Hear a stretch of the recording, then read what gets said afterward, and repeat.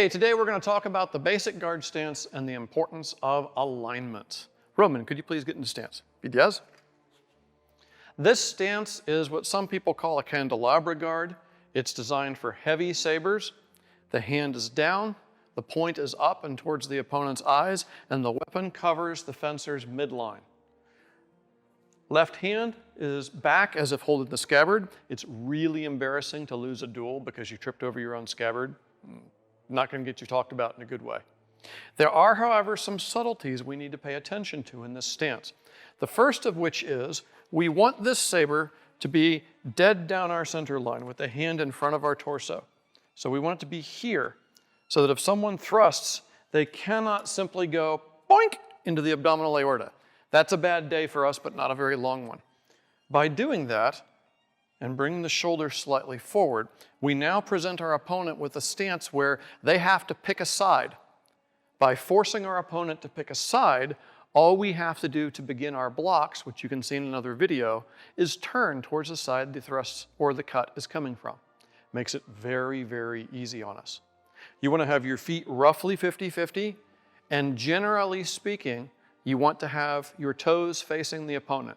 If your back leg tends to cock out a little bit, because of the way you organize your lower back and your pelvis and your hips, that's not a big deal. High bar, point toes towards enemy. Medium bar, anything else goes. Try not to tuck your heel all the way forward like in a fencing stance with the 90-degree feet. If you do that, you will have a tendency, can you kick your toes out towards where my feet is? The other direction? You will have a tendency, as he just did, to pull this shoulder back. When that happens, all of this becomes exposed, and I no longer have to pick a side when I attack him. Come back to stance, please.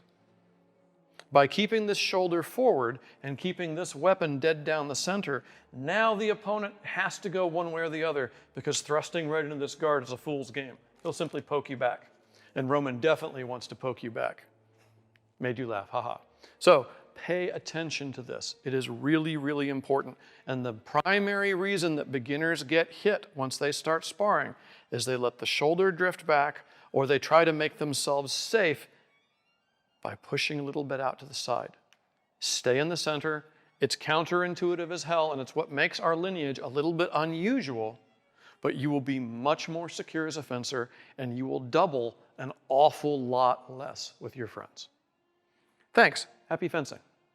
We've got more videos and content coming, so if you liked what you saw and it was useful for you, please stab the like button, /subscribe, and punch the little bell icon so that you're notified immediately when new content comes available.